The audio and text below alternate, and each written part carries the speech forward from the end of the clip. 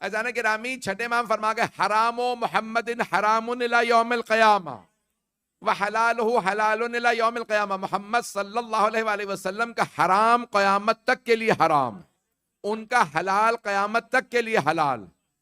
تو عزیزان گرامی یہاں پہ اللہ نے نشانی یہ بتائی ہے کہ جو معصومین مصدق لما بین یدہ، یہاں پہ سب سے بڑی نشانی تصدیق کریں گے، جو بھی بعد میں آئے گا پہلے کی تصدیق کرے گا، معصوم کے کلام میں کنٹرڈکشن نہیں ہوگا۔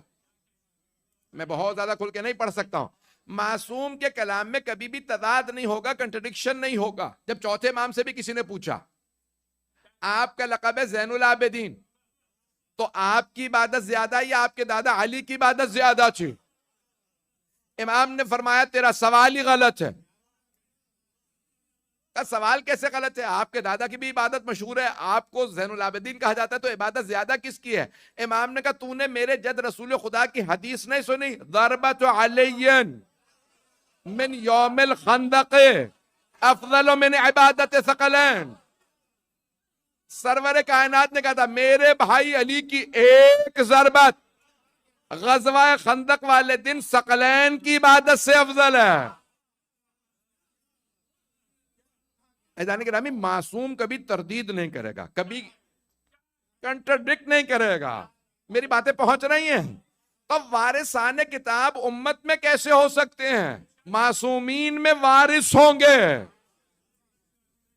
چلے سادہ سی مثال دے دیتا ہوں، کوئی کسی بھی چیز کو اگر وارث بنے گا تو وہ اس کی اہلیت رکھنا ضروری ہے، اور اگر قرآن میراث ہے تو اللہ نے قرآن کے لکھا ذالک الکتاب لا ریب فیہ، کتاب میں کوئی ریب نہیں ہے، کوئی شک نہیں ہے، تو وارث میں کوئی عیب نہیں ہونا چاہیے۔ اگر کہیں گے تو اور آسان بنا دوں گا، میں جتنا سمپلیفائی کر سکتا ہوں کر رہا ہوں۔ میری باتیں پہنچ رہی ہیں تمام حضرات تک؟ تو دیکھیں قرآن میں کوئی بھی ریب نہیں، کوئی شک نہیں، there is no doubt in the book, so the inheritor of the book has to be without any deficiency۔ جس کے اندر کوئی عیب ہو وہ وارث نہیں ہو سکتا۔ مختلف عیب ہوتے ہیں۔ عزیزان گرامی ایک جملہ یہاں پہ پیش کر کے آگے بڑھ جاؤں گا۔ تو اب ہمارے جو بھائی ہیں مسلمان بھائی، وہ کہتے ہیں سارے صحابہ ہیں رضی اللہ عنہم، یہاں پہ بھی یہی کہتے ہیں نا، کہ یہاں بدل گیا، مونٹریال کا پتہ بھی نہیں ہے۔ تو بھئی سارے دنیا میں مسلمان کہتے ہیں صحابہ ہیں رضی اللہ عنہم، اللہ ان سب سے راضی ہو ہے نہیں۔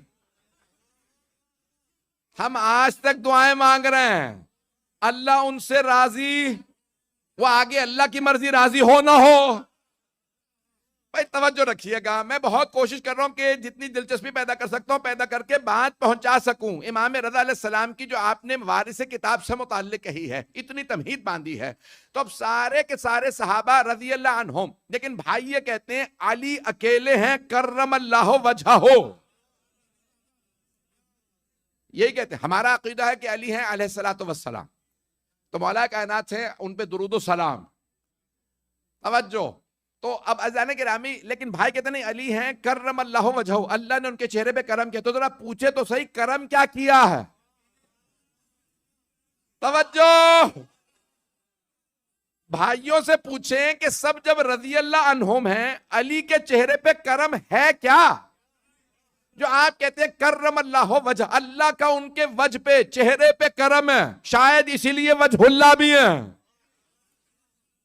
توجہ۔ تو وہ کہتے ہیں کہ اللہ کا علی کے چہرے پہ کرم یہ ہے کہ جب سارے صحابہ مشرک تھے،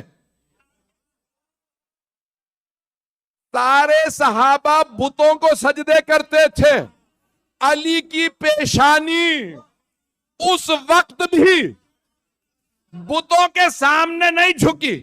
یہ اللہ کا علی کے چہرے پہ کرم ہے، علی نے کبھی شرک نہیں کیا۔